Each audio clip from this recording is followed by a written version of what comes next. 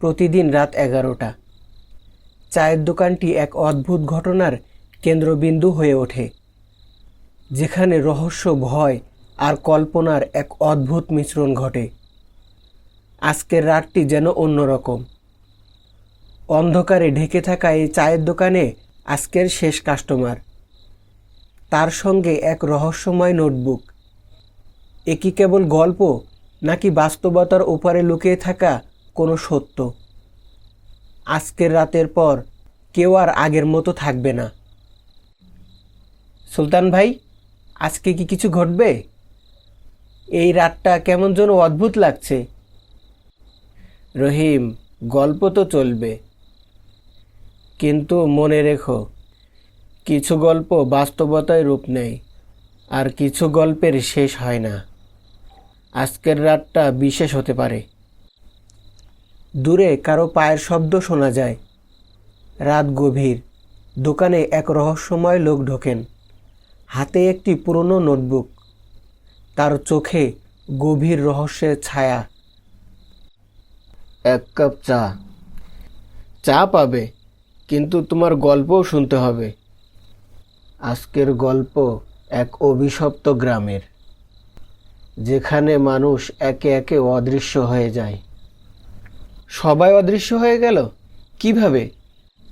একদিন গ্রামে একটা বটগাছের নিচে কাঠের বাক্স পাওয়া গেল। কেউ সেই বাক্স খুলতে সাহস করল না। কিন্তু একদিন বাক্স খোলার পর থেকেই গ্রামটা শূন্য হতে শুরু করে।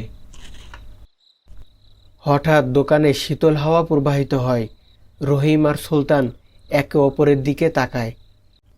পরদিন সকালে সুলতান রহস্য উদ্ঘাটনের জন্য সেই গ্রামের দিকে রওনা দেয়।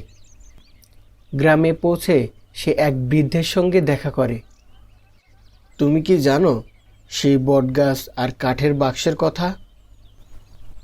জানি, বাক্সটা অভিশপ্ত।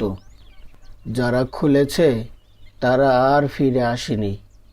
কিন্তু বাক্সটা ধ্বংস না করলে গ্রাম কখনো মুক্তি পাবে না। বাক্সের মধ্যে কি আছে? বাক্সের ভেতরে আছে মানুষের লোভ আর অভিশাপের এক প্রাচীন চিহ্ন। যারা সেই বাক্স ছুঁয়েছে তাদের ওপরেই অভিশাপ পড়েছে। বাক্সটা খুললে মানুষের ছায়া আলাদা হয়ে যায়, আর সেই ছায়া মানুষকে গিলে ফেলে। সুলতান এক পুরনো বাড়িতে যায়। বাড়ির দেয়ালে ঝোলানো পুরানো ছবির মধ্যে সে শেষ কাস্টমারের ছবি দেখতে পায়। এ তো সেই লোক যে চায়ের দোকানে এসেছিল। তাহলে কি সে? চায়ের দোকানে শুধু সুলতান আর রহিম।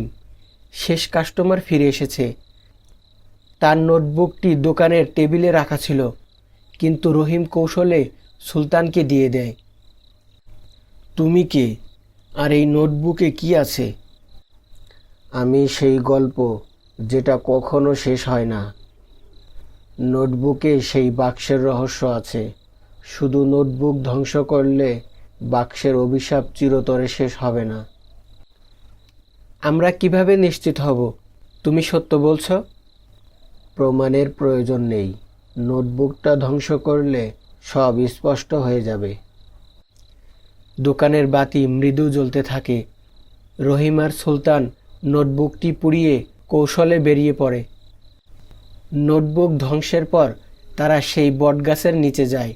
বটগাছের পাশে পড়ে থাকা বাক্সটি খুলে দেখে ভেতরে একটি আয়না রাখা। আয়নায় নিজের মুখ দেখার সঙ্গে সঙ্গেই মানুষের ছায়া আলাদা হয়ে যায়। সেজন্য তারা আয়নার দিকে তাকায় না।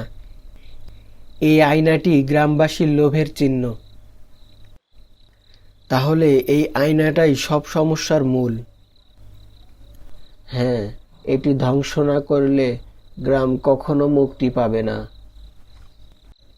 নোটবুক আর আয়না ধ্বংস হওয়ার পর গ্রামটি আবার জীবন্ত হয়ে ওঠে। শেষ কাস্টমার চিরতরে অদৃশ্য হয়ে যায়। গল্প শেষ হলো, কিন্তু তোমাদের সাহস চিরকাল স্মরণীয় হয়ে থাকবে। সুলতান আর রহিম হতবাক হয়ে দাঁড়িয়ে থাকে। দোকানের পরিবেশ আবার স্বাভাবিক হয়ে যায়। আপনারা যদি এমনই রহস্য রোমাঞ্চকর ভূতের গল্প পেতে চান তাহলে এখনই চ্যানেলটি সাবস্ক্রাইব করুন আর ভিডিওটি ভালো লেগে থাকলে একটি লাইক দিন।